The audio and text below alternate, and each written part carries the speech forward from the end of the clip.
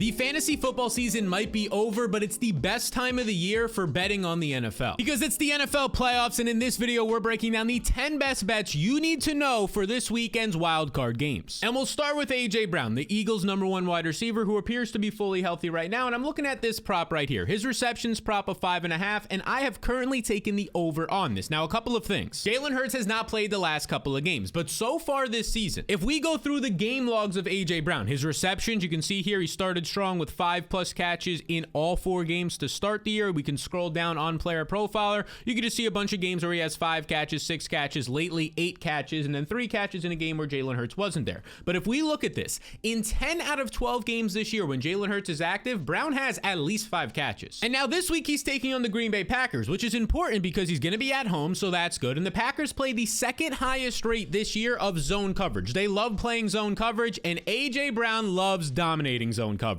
Brown ranks second in the NFL at beating zone coverage this season. So that is why I've taken the over 5.5 receptions on Brown. Now let's slide into our next play, and we're going to stay in this game. We're going to go to the Green Bay Packers side of the ball, a very good game on Sunday afternoon, and it's going to be Josh Jacobs, and here's the prop I'm looking at for him. I'm looking at Jacobs' receiving yards prop of 20.5 yards, and I've taken the over on this. If we pull back up the Vegas odds for this game, the Packers are underdogs. They're 4.5-point underdogs on the road against Philadelphia, who does have a good run defense. So just in general, as an underdog against a good run defense, you're probably going to throw a little bit more than average, which should help your running back maybe get some more check down targets. And Philadelphia does play the highest rate in the NFL of the combination of cover 4 zone defense and cover 6 defense. Running backs against similar coverages this year average 27 receiving yards per game. So I want the over on A.J. Brown. I want the over as well on Josh Jacobs. We'll show you the entire slip in a moment here that we're taking, but we have to add a James Cook play to this. And the James Cook play that I'm looking at right now is his rush attempts. They're set at 13.5, and now here's the deal. The Bills come into this game as pretty big favorites. They're 8.5-point favorites at home right now. They're one of the best teams in football, taking on a Denver Broncos team that just made the playoffs last week. They had to get a win in week 18 against the Chiefs backups, and they did. But the Bills are the much better team here, and because of that, they are big favorites. And if we pull up the RotoViz game splits tool here, you can see there's been 7 games this year, this left-hand column, 7 games where James Cook has been a big favorite of at least 5 points. And in those 7 games, he's averaging 14.3 carries per game, compared to when he's not a big favorite, he averages just 10.7. So on average, he gets 14.3 carries per game. His line for this week is just 13.5. And now Cook is facing this Denver Broncos team that on average this season is allowing over 20 carries per game to opposing running backs. That's just specifically running backs. Now it's not just the starting running back, it's all the running backs on the team, but they're giving up over 20 carries per game. And now the Bills are big favorites. I'm expecting a lot of rushing in this game for Buffalo. Because of that, we're adding James Cook over 13.5 rush attempts to our entry. Now we have one more pick for this specific entry, and that will be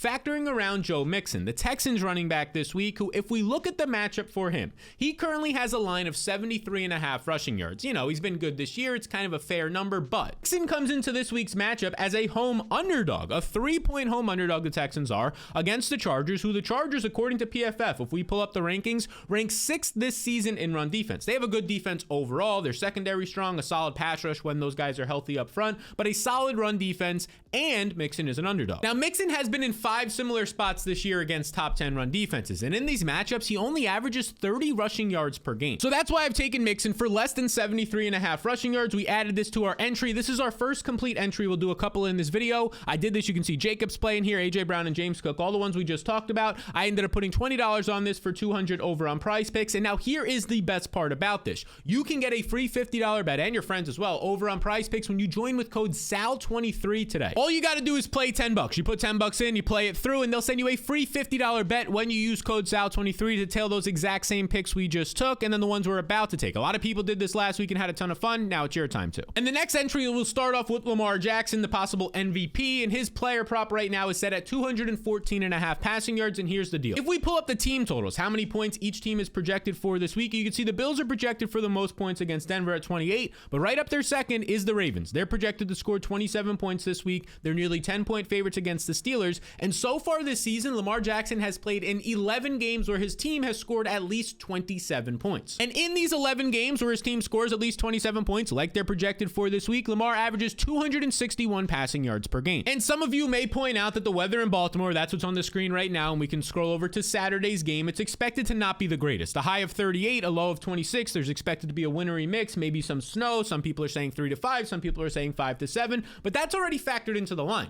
The sports books know that. So I already know that that when the line is set at 214 passing yards, we're already factoring the bad weather in. So we take Lamar Jackson for over 214.5 passing yards, and then we go over to the Chargers and we look at their number 2 receiver this year, Quentin Johnston, who has a line right now up, and you can see it here, of 3.5 receptions. Now, this is an interesting line because a lot of people, including yourself, might have missed this last week. It was week 18. Not a lot was on the line. It's just the end of the year. Maybe you weren't paying as close attention. But very quietly, Quentin Johnston had arguably, it was either him or Drake London, the best performance in week 18. It was easily a career high. 13 catches in this game, 186 yards against a bad Raiders secondary. Quentin Johnston went absolutely off. And now over his last 5 games, he has at least 3 catches in every single one of those contests. He now comes into a matchup against Houston, who so far this season, they've had a hot and cold secondary. They've been better as of late, but they also haven't faced the best quarterbacks by any means the past month or 2 of the season. But the Chargers this week will take on Houston. Houston's priority on defense this week when it comes to stopping the pass is going to be focusing on Ladd McConkey, the Chargers' number 1 receiver. This should give Quentin Johnston plenty of one-on-one opportunities this week, which is exactly why, based on his hot streak lately, him improving as of late, we're going to be taking him for more than 3.5 receptions to add it with our Lamar Jackson play for this second entry. But now let's add a couple of more guys. And one of those guys we can add is Packers quarterback Jordan Love this week, who Jordan Love has a player prop right now in the marketplace, and we got to actually go ahead and find it. It looks like it changed a little bit here. Jordan Love is at 1.5 passing touchdowns this week. 1.5 passing touchdowns, it seems pretty doable, but if you look at his recent gameplay, he only has more than 1 passing touchdown in 1 out of his last 5 games. Not great. And what's also not great is now he has to take on the Philadelphia Eagles, who have the number 1 ranked secondary in the NFL. Not only do they have a good pass rush, which limits the time for quarterbacks, they have great safety and young cornerback play this year. They are the number 1 secondary. And Jordan Love, he's been hot and cold this year, but against top 10 secondaries this season, he's only averaging 1 passing touchdown per game. So I went ahead and took Jordan Love for less than 1.5 passing touchdowns. Now we have to add one more player to this entry. We don't have to, but I wanted to, and I'm looking at Jordan Love's wide receiver. I was going to say number 1 wide receiver, but he hasn't been that as of late. And this is Jayden Reed. Jayden Reed currently has a prop in the market of 48.5 receiving yards. But if we pull up RotoViz's game split tool once again, since the Packers week 10 buys, so when they go into the bye week, they adjust their game plans, right? They say what they want to focus on moving forward. Since that time, there's been way less Jayden Reed involvement in the offense. In those 7 games, he's only averaging 27 receiving yards per game. Before that, the first 10 games of the season, he was averaging 67 receiving yards per game. His production, his usage, his everything has dropped by over 60% in the Packers offense since their bye week. And a reminder, he's now taking on that number 1 ranked Eagles secondary that allows the fewest receiving yards per game to opposing wide receivers. So that is why we go in here and we take Jayden Reed for less than 48.5 receiving yards. We combine that with the Jordan Love, the Quentin Johnston, the Lamar Jackson play we just discussed. $20 to win $200 on here. Again, this is on Prize Picks. And again, when you sign up using code SAL23, QR code on the screen here as well, you will get a free $50 bet. All you have to do is play through $10. You get $50 right back. And I'm sure you're going to be watching with buddies or texting in a group chat with buddies as well. So make sure to send them that offer as well. Tell them to sign up with code SAL23. You can send them the QR code, whatever you need to do, and everybody can get involved with these picks and have a jolly old good time. All right, let's build another entry now, and it's going to start with the Monday Night Football game, one of the better games of this playoff weekend, and that's going to look at the Minnesota Vikings wide receiver Jordan Addison, who currently has a line in the prop market right now of 4.5 receptions. Now, Addison lately has been fantastic. He's had at least 4 or more receptions, which his line is right now, in 6 out of his last 7 games. And if we look at Addison's production since week 11 now, so this is 8 games, you can see right here, these 8 games on the left column of the screen on RotoViz, he's averaging 5.3 catches per game on over 8 targets per game.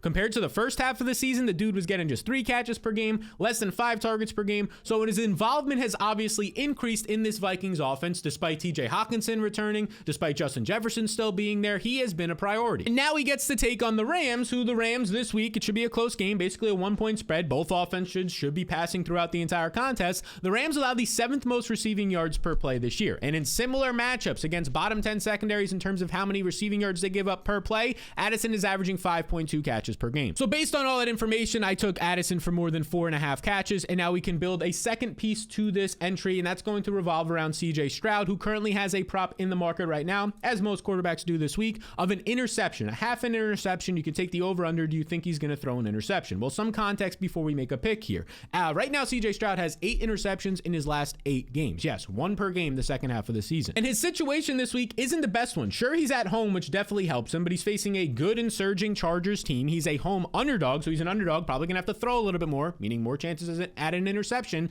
And the Chargers currently have a top 10 ranked secondary, top 5 ranked secondary according to PFF. Now, as an underdog this year, CJ Stroud, he has to throw more. He has to play from behind in those situations, he's throwing 27% more times per game. So we can kind of expect that for this contest. And in those games, he's been 30% more likely to throw an interception, which all makes sense. You're an underdog, you're throwing more of a chance of a deflection or just a bad pass. So because of that, we are adding CJ Stroud for more than a half an interception throw. We're expecting him to throw an interception this weekend. So we're going to add him to that. And then we're going to look at a running back play here. And this is going to be the Washington Commanders running back, Brian Robinson. He has a matchup this week against the Tampa Bay Buccaneers. And as of right now, Brian Robinson's line, I want to look at his rushing yards. They're currently set at 45.5 rushing yards. This one was at 44.5 when I got it, but 45.5. It hasn't changed anything dramatically here. I still have the same take on this. Currently this season, he's dealt with a ton of different injuries, whether it's the hamstring, whether it's the knee, he's missed multiple games, or he's had to leave some games early. But if you were to look at his game logs, he's played in 10 games where he's actually been healthy and completed those contests, and in 7 of those, he's topped 45 yards. And this week's game has a pretty close spread. It's just 3 points. The Commanders are 3-point underdogs on the road. Basically means on a neutral site, this would probably be a coin flick, a pick'em type of a game.